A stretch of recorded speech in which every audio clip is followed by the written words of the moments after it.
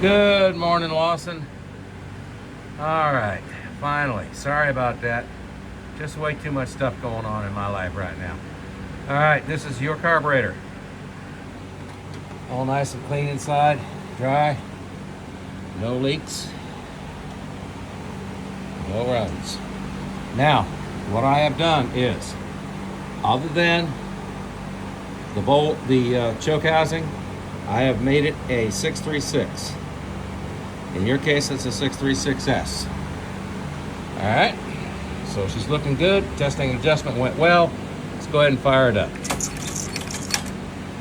Pump's really nice. There she goes. We'll look down inside again.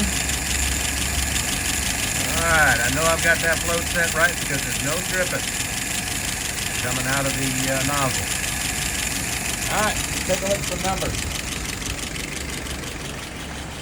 I like it to idle right around between 650 and 700, and right there at 660. That's a good low number. Fuel pressure, a little over 2.5. Vacuum, there you go. There's the story. 23. Looking pretty good. All right, let's go ahead and pull it through a couple times.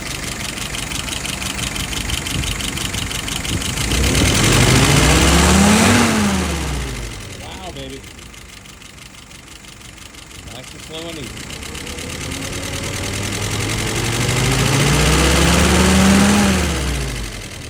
Alright, no stumble. That means I've got the metering rod set correctly. Alright, my friend. I think that's a billion. Thank you.